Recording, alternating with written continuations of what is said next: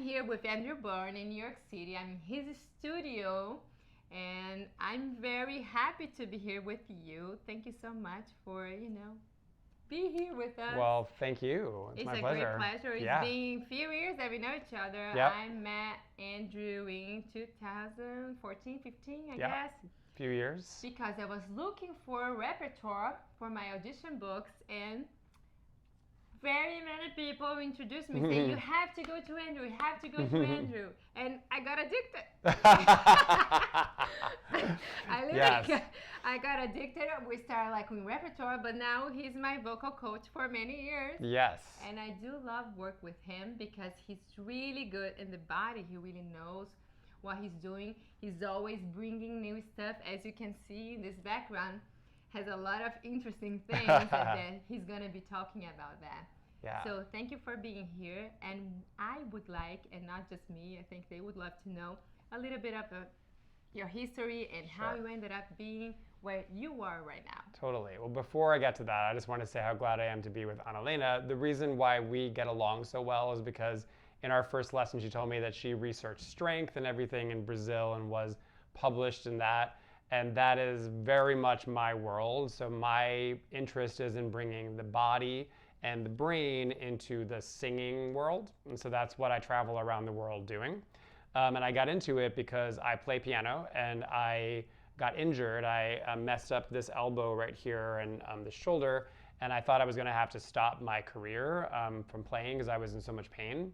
And I fixed myself. This was about almost 18 years ago now. And I fixed myself through researching athletics and researching how to train better. And I've been playing for that long without pain now. So I became really passionate about going outside of voice training into the world of physical training. So I studied with lots of different people, and I'm a master trainer with a company called Z Health. That is a training company that does what's called practical neuroscience. So it's taking the brain and putting that in the body, and they work with athletes. And so I think of performers as athletes. So I apply the work for people like Anelena who are singing and dancing all the time, and for Broadway performers. So most of my studio are people who work on Broadway. And so I apply it for them because they are athletics. They have to do so many shows so frequently that they're living the life of like an Olympian, basically. And so I try to take the research from the world of athletics and the world of the brain and help them figure out how to get through their shows with less fatigue and with a more healthy voice. Definitely, and a beautiful voice. Yeah. Yes. I'm really glad to be working with someone that really understands about the body. That makes so much difference in our training and how we understand ourselves and awareness and development and always growing healthfully. That's right. And not hurting ourselves. Yeah, and what I love about it is that really anybody can get better through singing training or through physical training, and it's never too late. So people of any level can be doing this stuff, and anybody can get something out of these things. So we thought we'd talk about breathing a little bit. Breathing is this very interesting thing because it happens all the time. You know, we sleep, we're still breathing, and yet it can be voluntary too. You can train the muscles of your breathing. And so you might know that like singers need to think about breathing because that's how voice happens, but it's good stuff for anybody because breathing does other things for you. So some of the things that it does is it moves what's called lymph in your body. So lymph, L-Y-M-P-H, that's the fluid that reduces swelling. So if you have like swollen ankles or if you get like swollen throat from being sick or something like that, breathing moves that fluid through your body. And so it's training that everybody should be doing because that helps you stay healthy and helps you move viruses and toxins out of your system. And breathing is so frequent. So we do it 20,000 times a day, we breathe. So what I say to Anelena the other day was, if you were going to squat 20,000 times a day, would you want someone to tell you like what the right form is for that? And you go, yeah. So then for breathing, we need to have like as good of a form for that. So I'm going to ask you guys to just find a couple things with me. Let's do it together. Yeah, We'll both do let's do it together. So this is where your diaphragm is. So the diaphragm is a big muscle that goes all the way around, and it is the main muscle that gets air into your body. So how you will know if you need to work on your diaphragm is this. You can take your fingers right here on your collarbones, and then if you breathe in and out, you should not feel this. You shouldn't feel a lifting there. That's bad. That means you're using your neck to get the air into your body instead of using your diaphragm. So you can drag your fingers down there and you can like put a little pressure down and breathe. And if that feels too uncomfortable with your wrist, you can take your hand flat on your chest. You can put your other hand on top. You press in and you drag down a little bit, and then you breathe. And you're going to hold that, it's called your sternum, down a little bit, because most of us are going like, we're breathing up here, and that's not the best way for the diaphragm to work. So we hold that down and we breathe. And it should feel kind of calming to do that. It retrains you to force this stuff to be doing more of the motion. And then if you want to figure out where your diaphragm really is, you can put your fingers right under your ribs there. And that's, if you kind of curl under the edge, you can get it. It depends on how your frame is. You may want to sit up or you may want to round a little bit over. Sometimes it's like easier to get around the edge if you round a bit, and then you just breathe. And so what you should feel is your fingers should pop out of that space when you breathe in. And then on the exhale, I should be able to curl there. So on the inhale, this all gets bigger. And on the exhale, it gets smaller and I kind of curl under the edge there a little bit. And then you breathe again and out. Yeah. And that's something you can do through the day if you feel yourself getting stressed. You're like, oh, I'm all up here. You can put your hands there and go, right, now I'm using my diaphragm more to breathe. And this is what singers do, but it's also what everybody should be doing. So you can use that as a little way to check that with yourself. Yeah, that is one thing that I want to tell them. It's that when you told me about my collarbone like a while ago. Yeah. And then I went for my run and I was like, okay, let's see how my breathing is going, you know? Yep. And it was really nice because I caught myself like putting this, like elevating. Yeah. So it's not only for singers, people. It's not. It's for all of us. It's for everybody. It's for stress. It's lower stress. Before an interview or just like you're just that day, it's just not the day that is really working. You just sit it down saying, let's check just my say, breathing, like, let me you know? hold this down and find my diaphragm, right? And not let this come up because that is the stress breathing. And when you do that, you feel more stress in your life. And when you keep this all down, you feel calmer. You feel really, better through the day. Really calms you down. Yeah. So it's a great tool to come down and just. Yeah, love it. You know, that was really good. And we can do this after with maybe singing something. Yeah, totally. Let's do it. Yeah, we can do a test.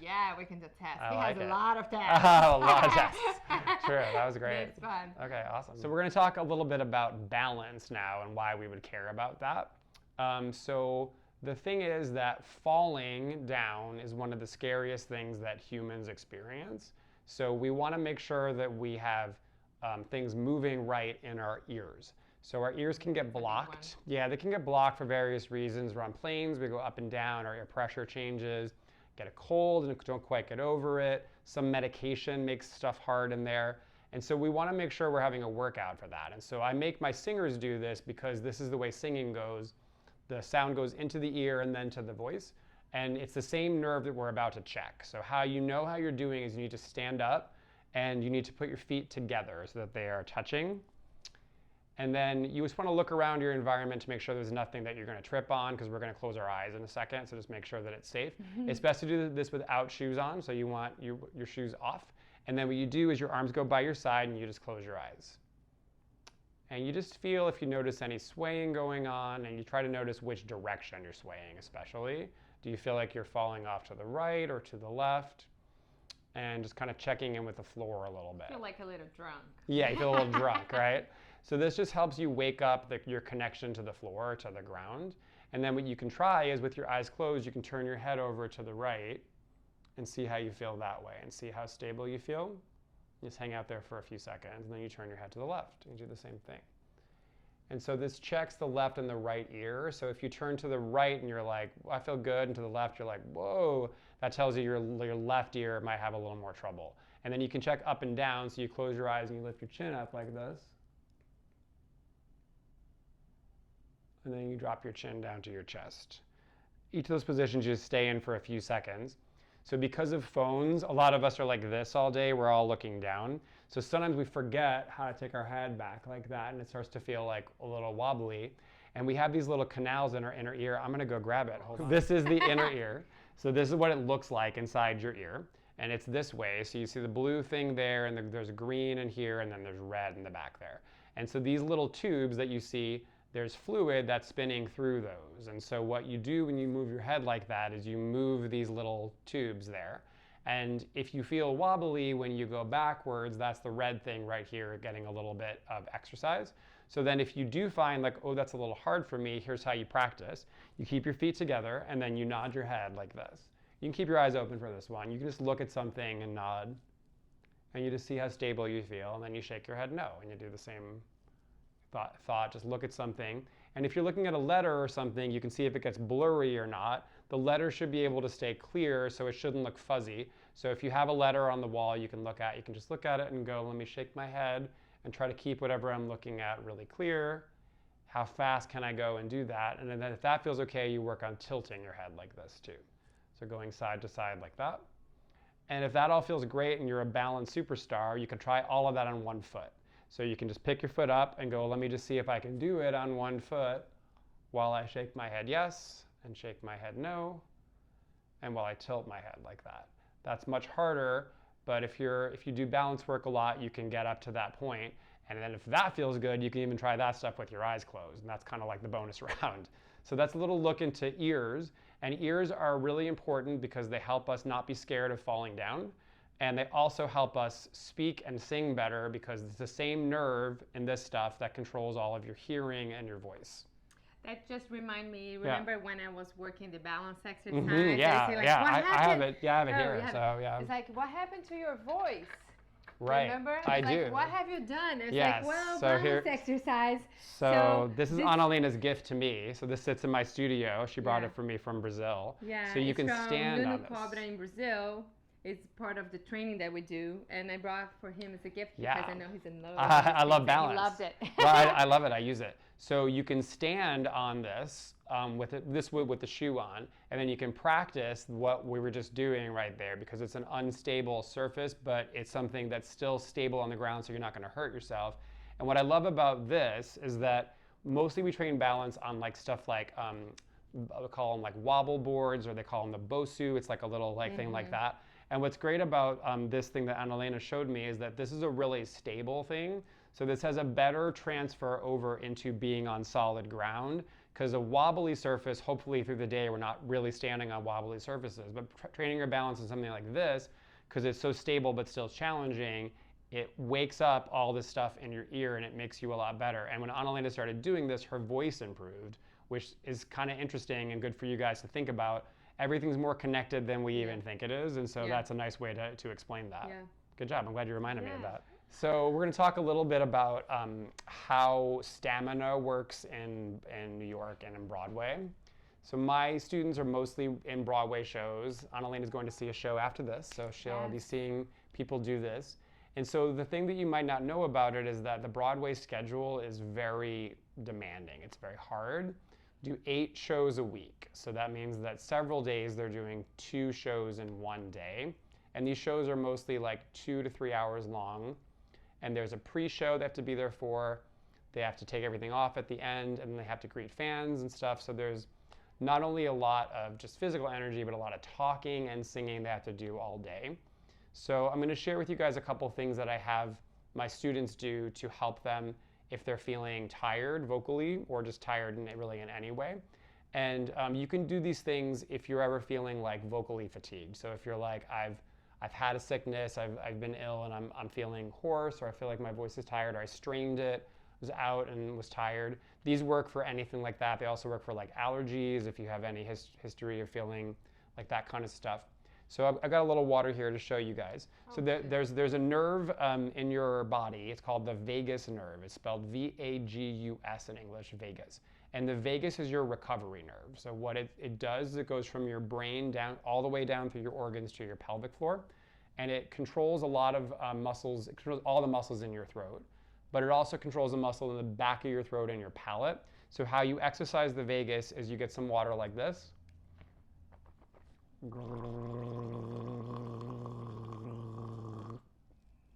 And you gargle like that. And you can test it yourself. You might find it surprising. Some people find it hard to gargle for a long time. How does it feel for you usually? Can you gargle pretty long? Yeah, okay. I can, yeah. You want to get your juice and try it? You want to do it? Juice? Yeah, I don't know. Yeah, Let's see. why Let's see. Let's do this. So we're gonna gargle.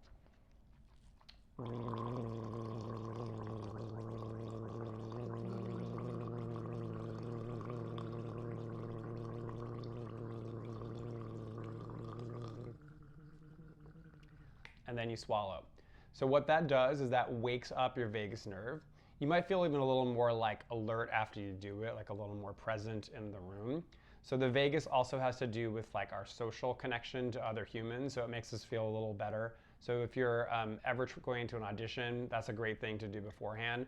Auditioning, at least in New York, it's like basically it's a job interview, so you want to make sure that you are connecting with the people in the room. So this is the nerve that does that. So that's a great way to do before you audition, but it's also good to do if you've like gotten tired and you need to like get your voice back. If your voice is really tired and you're like, I can't make any sound, you can go like this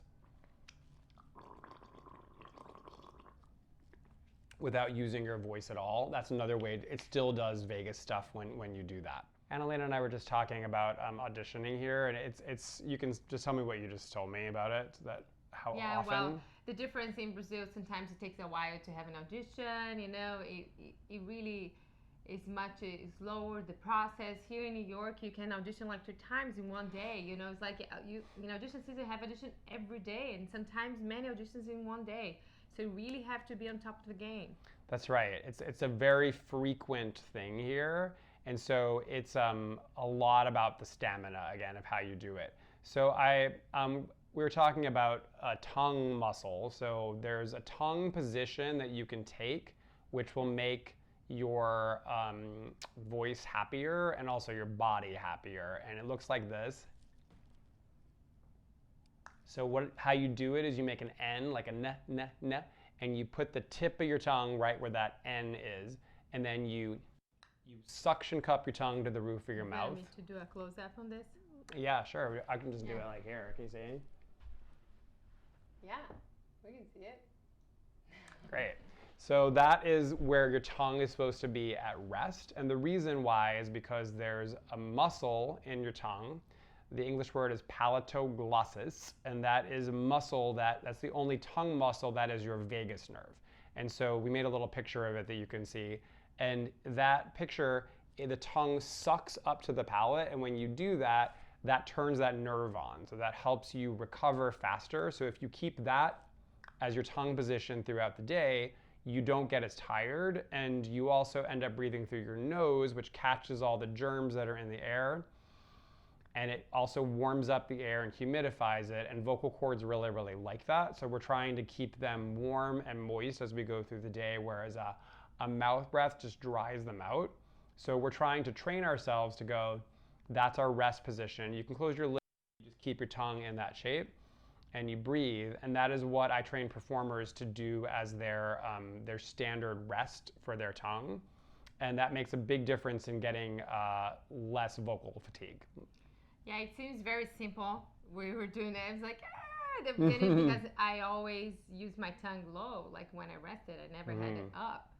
And now I'm getting aware of it. Yeah. And last night was funny because I woke up in the middle of the night. I was like, oh my God, my tongue is in the right position. Training, it works. It does stuff. Yeah, that's very cool. Yeah, and I love to talk with you guys because different languages have different oral postures, and so it's interesting to ask your friends to go like, where do you keep your tongue at rest?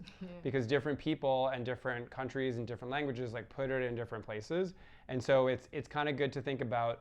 And yet we all have the same muscles and the same nerves, so we want to make sure that we train that to be the rest position. Yeah. Sweet. It's a good one. Sweet. Yeah. Should we do some singing? Do you want to sing Yeah, a cappella, do or should we set it up with I think we should set okay, it up great. there. Let's do it. So we're going to do a little mini example of how I like to work. So my company, my classes are called the Singing Athlete. So Anelena is a very good athlete, and she's decided to be here for us. So how it works is that we're going to sing a little bit of something, and then we're going to play with some stuff for Anelena to see if it improves her singing at all, to see what kind of exercises she should do in her training. So first we got to hear what's happening. So we're going to do a little bit of a song called I'm So Excited. So I'm so excited. Here we go. Ready and go. I'm so excited, and I just can't hide it. I'm about to lose control, and I think I like it. I'm so excited, and I just can't hide it. I know, I know, I know, I know, I know, I want to. Great. So we're going to do a little gargling now. We're going to gargle some juice. That's what we have.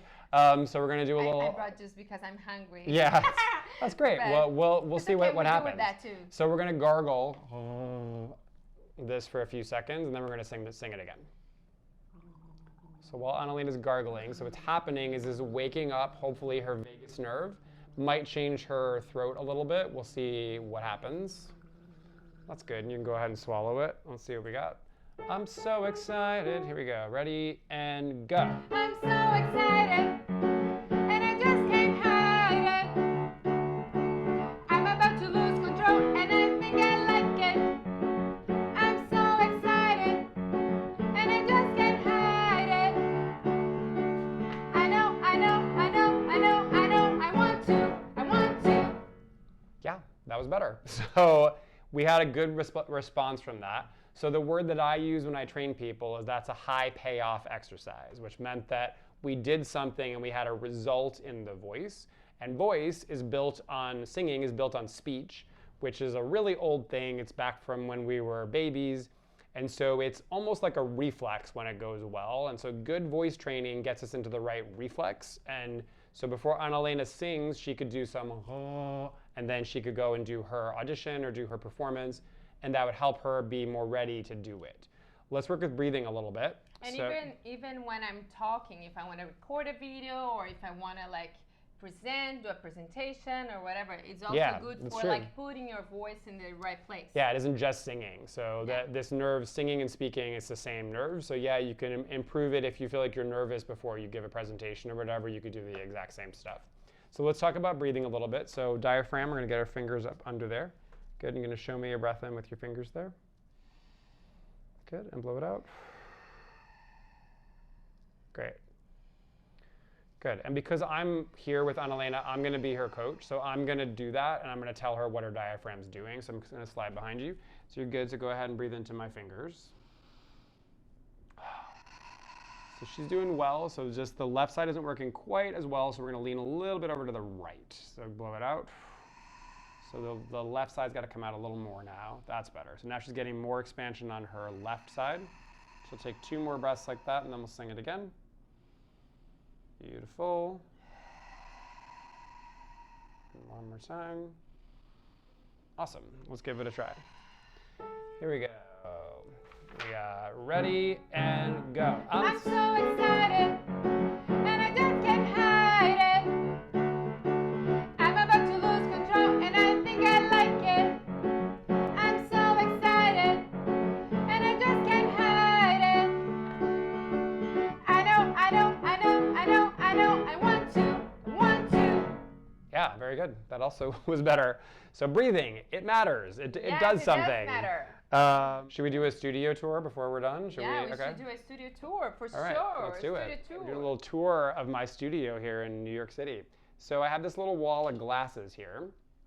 And why I have them is because singing is very related to your eyes. It is about communication, and communication is mostly here. And also posture is 70% of your vision. So if you don't train your eyes, you're missing out a big chance on how to make your body better. So colors do different things. So I'll show you guys on me because color affects me. So I'm going to show you my range of motion without any color. So that's what my shoulder rotation looks like. So if I were green, watch what happens to my range of motion. And that's really as far as I can go with that. And then if I wear blue, watch what happens.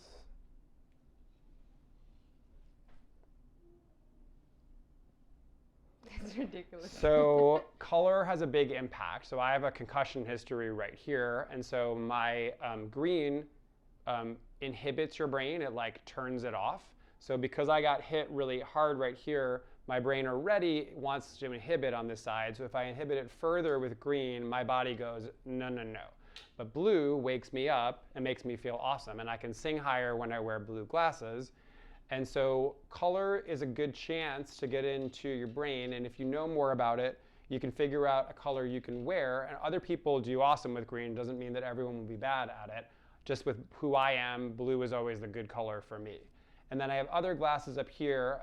And these ones are pretty interesting because if your eyes are too in or too out, you can wear these. These are non-prescription. They're just tape right here. And so that forces your eyes to stay out more. If you spend all day at a computer or your phone looking this close and your eyes are like, oh my God, I'm getting strained, you can put these guys on after work and go like, now I open my eyes out, and that can make me feel a lot better and a lot calmer. And then some people need the opposite, where they need to actually zone their eyes in a little bit, and these ones do that as well. Yeah, of course. Hey. See? Yeah, looking cool, right? So that's just some stuff that you can do with this wall. And the last thing I want to show you guys here that's kind of interesting are what's called pinhole glasses. So if any of you wear glasses or contacts, so pinhole glasses are just plastic with these little holes in them. And some people, me included, see better with these on. So now the world is clearer, like I can see everything more crisply when I wear these. And if you want to know if your eyes work like that, all you need is your hand. So you make like a little tiny tube like that, and you look at a letter across the room through that without your glasses or contacts on. And if it looks like clearer, like if you can read it better, that means that these work for you too. So they're called pinhole glasses, and they help you to see better without always wearing your glasses or contacts. It's a more natural way for your eyes to work, and singers often do much better when they wear these. So how would you do, like for a singer? You would find a way that the voice sounds better and than how you do to transfer without the glasses. Yeah, so the way you want to think about this is that these are working on peripheral vision, because the way peripheral vision works is it responds to black.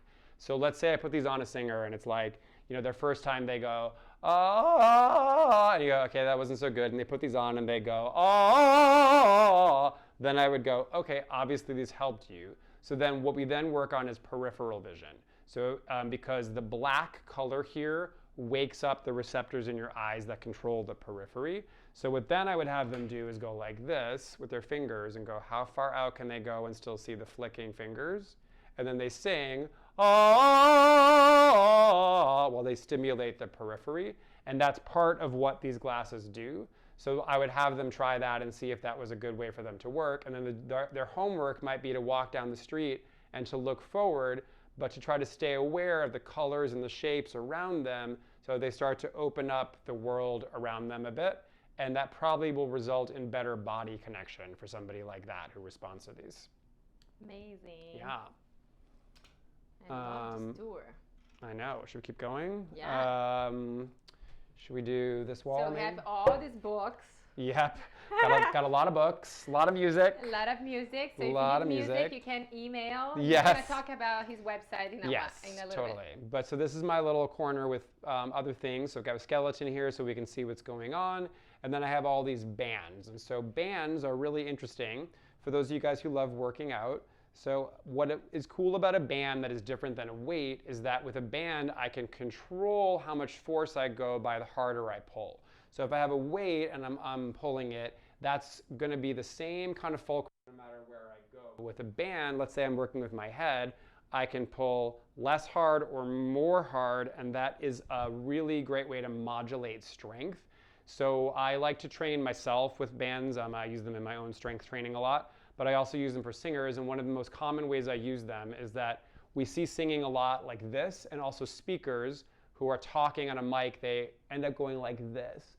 And that squeezes the back of my neck, which squeezes on my nerves that control my voice. So you can take a band and you can hold it like this, and you can go this way.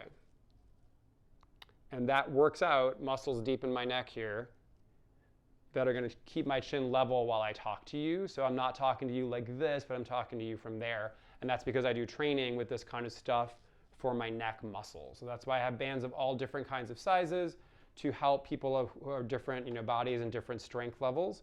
And then I have stuff down here that vibrates. So this is a little thing called the Power Peanut. So it vibrates. I'm not sure if you can hear it on the camera, but it's buzzing. And so you can put that on your back. You can roll on it on the floor. You can put it on your neck, back here, under your skull. Ooh, and that gives you a nice little massage back there. So singing and speaking is vibration in the body. So I have lots of vibration tools because that's a great way to feel the sensation of what your voice is supposed to be doing. It's supposed to vibrate kind of everything when you're speaking or singing. So this is a way to kind of check that. And to wake up too. And to wake up too, exactly. Yeah. And if we keep going. Keep going, we have more books. Yep, and then we have more books. And then we have this, it was great. Yep, so we have what's called the Gladiator Wall here. So the Gladiator Wall is a place to anchor bands and to do stuff like pull-ups. So a common place for singers to have a lot of tension is the shoulders.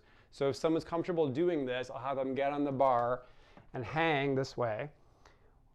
And that's a way to open up this part of the back. So they can hang on the bar before they do their music, and that will often help these nerves be happier in here. And sometimes actually even just doing pull-ups can be a helpful singing exercise. And then you can do stuff on the bar with squats. So you can hold on and do like any kind of squat like that. So you can have a little support while you're working on that. And when you're down like that, different muscles engage. So I use it for that as well. And I anchor bands onto this. I'll grab one to show you guys quickly. So you can work out your breathing by doing something like this.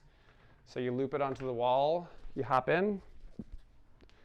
Let's say like with Anelena, I was telling her to use her left side of her diaphragm, so she can stand like this, and she can breathe into her diaphragm there and get a lot of expansion on that side and have something to resist against, because we got fibers in the body that respond to this kind of deep pressure, so that's a great way to work. And this wall is super solid, so you can go as far or as little away from it as you want and work with resistance.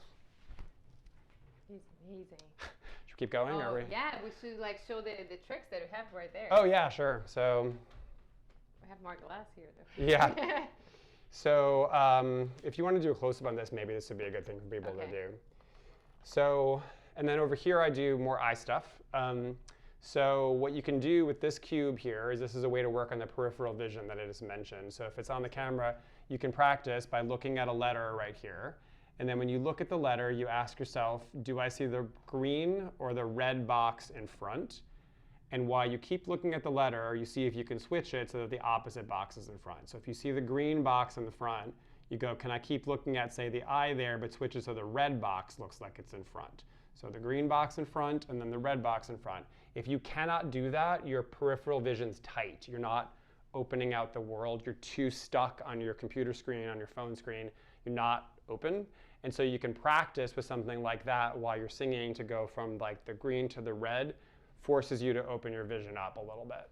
It's amazing how the peripheral vision is not used just for athletes. Well, we are athletes, performers, but also like how much it changes your voice and everything. So how important it's not just having a peripheral vision on stage to see and like perform better, but also for your quality of your voice. That's right, because peripheral vision is the eye skill that connects you to your body. So it's the eye skill that connects you to yourself.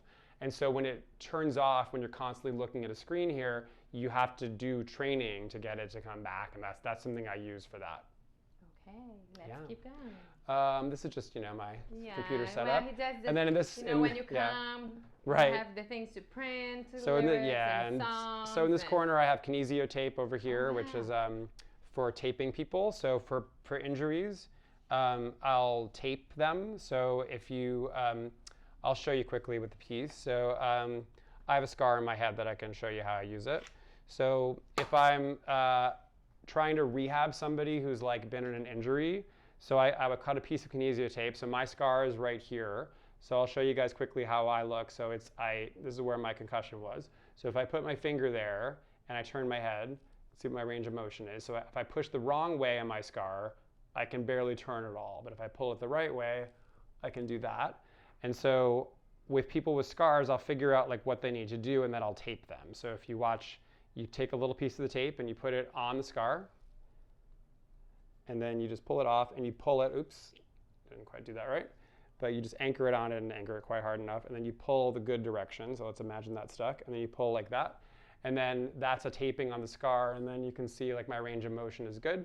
And so it is, I use that tape for anybody who's been through some kind of injury that they haven't fully rehabbed. That's a way to practice their singing with a better sort of feedback in their body. You want to show the 2 points? Oh, sure, yeah. Yeah, that's cool. So there's another sense in our body. It's called 2-point discrimination. There's little 2 guys right there. So any place in my body that is well mapped, like I know where it is, I'll be able to feel these 2 targets. In a place where I'm not well mapped or I have a bad injury history, it'll feel like 1 point. So I use this as a quick little thing. I'll turn it on if you can hear it. So it's like a little like hammer like that. So you can put it on your body and go, do I feel that as 2 targets or 1 target? So every place that it's kind of blurry where you're like, oh, I can't feel that, that's a place you need to work on mapping out your body. Any place that you're like, oh no, I can feel that's 2, then you can know that's a part that you're like doing better at. So I use this as a way to figure out where, if anybody, people are holding in their bodies. Yeah, that's amazing. Yeah. So yes, this is the studio. This is it, yep. Andrew, and loving, he has this new machine. Oh yeah, can red you light. talk a little bit about that? So sure, yeah, I'll pull it over. So just on the recovery topic as well. So red light is part of getting over things, getting out of problems in your body. And so this is a red light, and a red light is used for cellular energy. So when you shine this light on your body, it boosts your energy and it boosts your recovery. So if you've had laryngitis, what I do with people is this. I'll have them sing their scales, but I'll turn it on. It's going to be pretty bright in the camera, but it's like this. And they shine it at their throat.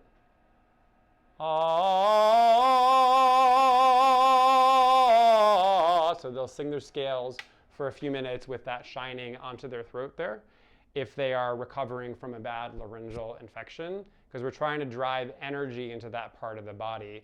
And this is something that you can do for free, which is just getting outside in the early part of the morning or at when the sun is going down. So the way the environment works is that at dawn and dusk, there's more red light. So if you spend some time outside, either early or late, you get the natural benefit of the red light as well. That's just very good for your sleep patterns and good for your energy being consistent through the day. That's great. Yeah, Thank you. sure. Yeah, this is the studio. So thank you very much, Andrew. You're I welcome. had a pleasure, a blast being here with you and hearing everything. And thank you so much for sharing all of this stuff. Oh, I'm you're sure so welcome. They are all very grateful and happy. Of course. Well, it's always such a treat to get to see you and to get to work with you. And really enjoyed sharing this with you guys. If you want to find my website, it's just andrewbyrne.com. So andrewbyrne.com. Got a bunch of resources up there. There's a bunch of stuff for you to look at. I write for Backstage too, which is a magazine. Here you can read my articles or watch my videos on YouTube for that. So I'm pretty easy to find. So yeah, Backstage is a great magazine here for auditions and everything about that's going on Broadway. And you also have, do you have this like memberships that they can do things yes. online? Yeah, Talk a little so bit about that. sure. So I have what's called an online studio, which is a place where I share my vocal exercises. I share my arrangements. So I've done a lot of arrangements for singers that are designed for certain teaching goals, to try to get your voice to go to certain places. So there's a bunch of songs up there. And then there's a bunch of videos that explain more about the kind of training that I do if you want to work on your allergies or work on your tongue or your jaw. You have those things going on, you can go there to do it. And I do classes on vocalizing. So there's a course called the 30-Day Vocalese Challenge. If you want to get better at being more accountable to your practice, you can do that. I have a course called Deswell Your Chords, which is good for if you are experiencing laryngitis or you're hoarse. It gives you things to do for that. Yeah, and you can look all that up on my site. It's all up there. I sell repertoire lists for music too, so lots of goodies. A lot of goodies. Yeah. So if you're not coming to New York, you can go in his website and get some knowledge from it and share something. If you have, any question, you can definitely email him. Yes, please, of course. And also, if you want him to go down to Brazil, write it down in the comments. Yes, I'd love to come to Brazil. I'm dying to come. Who knows? So please, Who knows about tomorrow? I know. We would love that. And if you come to New York, schedule a class with Andrew in his website and come visit this beautiful studio. Yes. Thank Thanks you so again. much for being with us. Bye. Thank you. Bye. Oh. Thank you. Bye. Bye.